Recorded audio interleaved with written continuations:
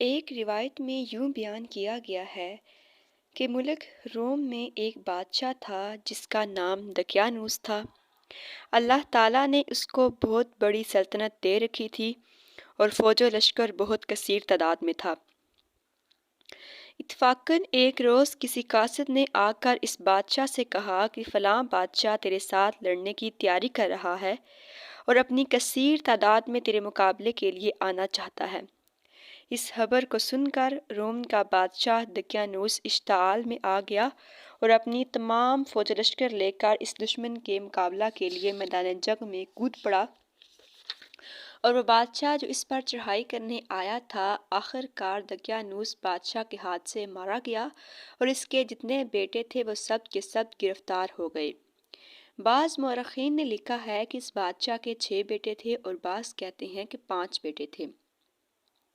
بادشاہ روم دقیانوس نے سب کو اپنی خدمت خاص میں رکھا۔ بادشاہ دقیانوس خدائی کا دعویٰ بھی کرتا تھا۔ ایک روز دقیانوس اپنی جائے ضرورت کو گیا تھا اور اس غلام کو جسے اس نے اس کام کے واسطے خادم مقرر کیا تھا نہ پایا۔ تب اس ظالم نے خفا ہو کر حکم کیا کہ اس کو اس کے سب بھائیوں کو 100 درے مارے جائیں اور ان کو تاکید کر دو کہ آئندہ کبھی ایسا نہ ہونے پائے اور آئندہ سے اپنے کام پر برابر حاضر رہیں اور اپنے کام سے غفلت نہ ہونے پائے۔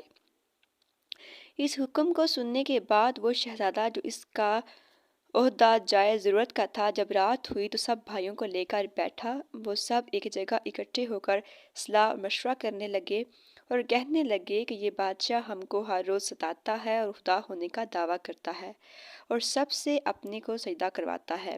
اب ہم کو واجب ہے کہ اس کی خدمت کرنے سے باز رہیں اور یہاں سے کسی طرف نکل جائیں اور اپنے خالق ارض و سما کی عبادت کریں جو آخرت میں ہمارے مرنے کے بعد کام آئے گی۔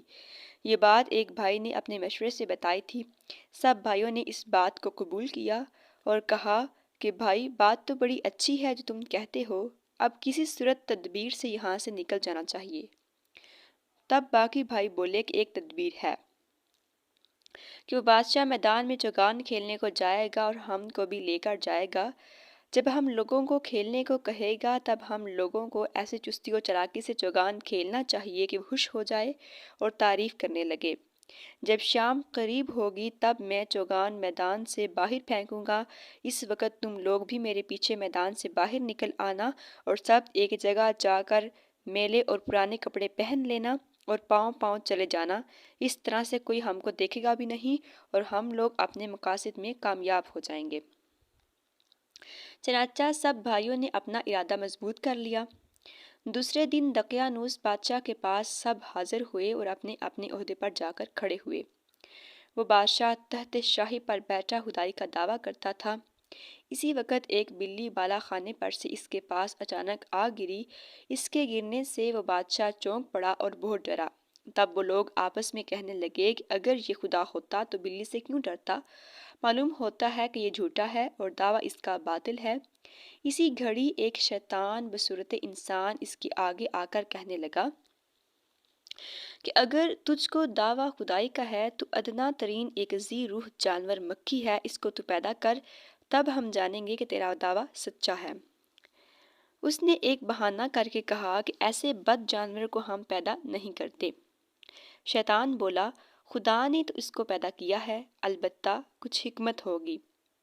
وہ ملعون بولا، اس میں کیا حکمت ہوگی؟ اس کے جواب میں شیطان بولا، جب تو جائے ضرورت میں جا بیٹھتا ہے وہ مکھی تیری گندگی میں بیٹھ کر اپنے پاؤں ہاتھ میں نجاست آلود کر کے تیری داڑھی پر جا بیٹھتی ہے، یہ بھی ایک کار حکمت ہے۔ یہ کہہ کر وہ شیطان غائب ہو گیا اور بادشاہ یہ سن کر بہت شرمندہ ہوا۔ بس دوسرے دن دقیانوس چوگان کھیلنے کو میدان میں گیا اور ان شہزادوں کو بھی اپنے ساتھ لے لیا۔ بس جب وہ میدان میں پہنچ گئے تو چوگان کا کھیل کھیلنے لگا۔ دقیانوس ان شہزادوں کے کھیل سے بہت زیادہ محظوظ ہوا اور بولا، صبح کو تم سب کو خوش کر دوں گا۔ جب شام ہوئی اور دن بھی آخر ختم ہو ہی گیا، شہزادے اپنے مشورے کے مطابق چوگان میدان سے پھینکنے لگے اور اسی طرح آہستہ آہستہ کھیلتے ہوئے دور تک نکل گئے۔ دقیانوس ان لوگوں کو کھیل میں مشغول چھوڑ کر اپنے محل کی طرف چل دیا اور وہ شہزادے سب فرصت پا کر خدا کو یاد کر کے وہاں سے نکل پڑے۔ میدان کی طرف گھوڑا اٹھا کے رات ہی رات چلے گئے۔ جب صبح ہوئی اپنے گھوڑوں کو چھوڑ کر کسی شہر کے کنارے جا پہنچے۔ وہاں دیکھا کہ چند آدمی پاسبان بکری وغیرہ کے تھے۔ ان سے ملاقات ہوئی۔ وہ سب کہنے لگے کہ اے عزیزو، تم کہاں جاتے ہو؟ تو انہوں نے ان کو جواب دیا کہ ہم لوگ خالق ارض و سما کی طلب کو جاتے ہیں۔ اور وہ کہنے لگے کہ وہ کیسا ہے جسے تم لوگ چاہتے ہو؟ وہ بولے کہ وہ خدا زمین آسمان اور جو کچھ اس کے درمیان میں ہے وہ سب کا پروردگار ہے۔ تمام کائنات کو ملک عدم سے ملک وجود میں لانے والا وہی خدا ہے۔ بس ان سب باتوں سے وہ لوگ بہت خوش ہوئے اور آپس میں کہنے لگے کہ یہ سب لوگ سچ کہتے ہیں۔ تب وہ بھی اپنی پاسبانی چھوڑ کر شہزادوں کے ساتھ مل گئے اور ان کی صحبت اختیار کر لی۔ اور ایک کتا بھی ان کے ساتھ تھا، وہ بھی ان کے ہمراہ ہو لیا۔ شہزادے ان لوگوں سے بولے کہ تم لوگ اس کتے کو واپس کر دو تو بہت اچھا ہے، ورنہ ہمارے ساتھ رہے گا تو کبھی بھونکے گا اور اس کی آواز سن کر لوگ ہم کو آ پکڑیں گے۔ ان شہزادوں کے کہنے سے ان پاسبانوں نے اپنے کتے کو مارا پیٹا، تو بھی اس کتے نے ان لوگوں کا پیچھا نہ چھوڑا۔ آخر وہ کتا بھی ان لوگوں کے ساتھ رہ گیا۔